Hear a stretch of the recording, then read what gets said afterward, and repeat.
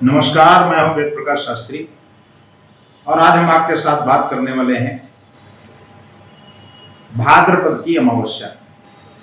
वैसे तो वर्ष भर में 12 अमावस्या और 12 पूर्णिमा, लेकिन भाद्रपद की अमावस्या का क्या कुछ विशेष महत्व है वैदिक आधार पर, इसके बारे में हम आपसे चर्चा करेंगे। चूंकि भाद्रपद की अमावस्या बहुत खास मानी जाती है। इस दिन दान और श्राद्ध करने के अलावा पूजा का विधान है।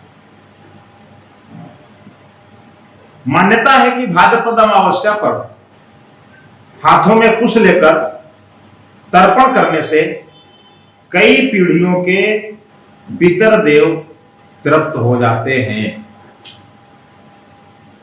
और इसके साथ साथ एक विशेष बात है कि इस अमावस्या को कुश ग्रहणी अमावस्या या कुशोपत्नी अमावस्या भी कहा जाता है। इस दिन कुश ग्रहण करने का विशेष महत्व, क्योंकि जो कुशा इकट्ठा कर लिए जाते हैं वो पूरे वर्ष हमारे पूजन में प्रयोग होते हैं और जो बिल्कुल शुद्ध माने जाते हैं। लेकिन उसके साथ साथ चूंकि पितर पक्ष का प्रारंभ होता है तो इसलिए इसको विशेष माने। अब आपको हम बताएंगे कि यह अमावस्या कब है और इसका आपके जीवन में महत्व क्या है, ये विशेष क्यों। तो भाद्रपद कृष्ण पक्ष की अमावस्या 14 सितंबर 2023 को है। सुबह 4:51 पर शुरू होगी और अगले दिन यानी 15 सितंबर शुक्रवार के दिन सुबह 7:12 पर समाप्त हो जाएगी। तो भादो अमावस्या 14 सितंबर 2023 दिन गुरुवार को होगी। अब भाद्रपद अमावस्या 2023 का शुभ मुहूर्त पंचांग के अनुसार 14 सितंबर 2023 को सुबह 4:48 से शुरू होगी और अगले दिन यानी 15 सितंबर 2023 को सुबह 7:09 पर इसका समापन होगा। इस दिन स्नान दान करने का शुभ समय 4:43 से लेकर सुबह 5:19 तक रहेगा। वहीं अगर आप अभिजीत मुहूर्त में दान पुण्य करना चाहते हैं तो अभिजीत मुहूर्त का समय 11:52 से दोपहर 12:41 तक रहेगा। एक खास बात आपको बता दें कि हमारे मारवाड़ी संप्रदाय में भादों की अमावस्या का बहुत विशेष महत्व है।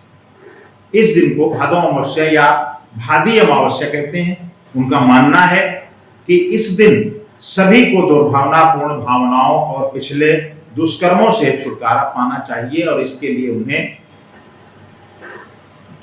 अमावस्या के दिन पवित्र नदियों में स्नान करना चाहिए और सभी के लिए प्रेम और स्नेह के साथ नया जीवन शुरू करने की कामना करनी चाहिए।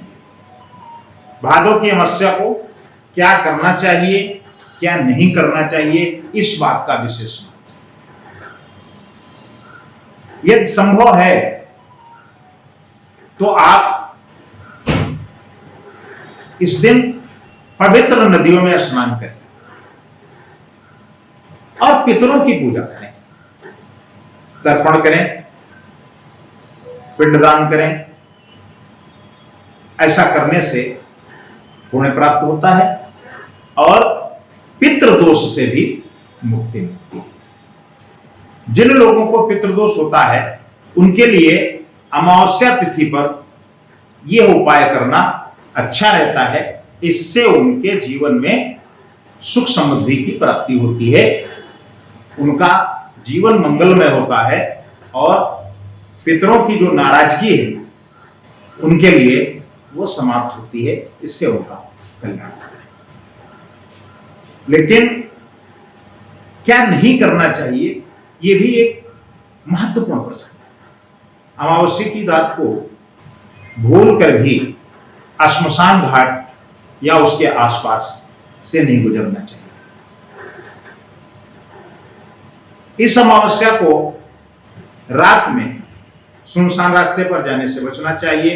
कहा जाता है अमावस्या के दिन कमजोर दिल वाले लोग आसानी से नकारात्मक शक्तियों के प्रभाव में आ जाते हैं। इससे ऐसे लोगों को सावधान रहना चाहिए, बचना चाहिए, दूरी बना करके रखनी चाहिए।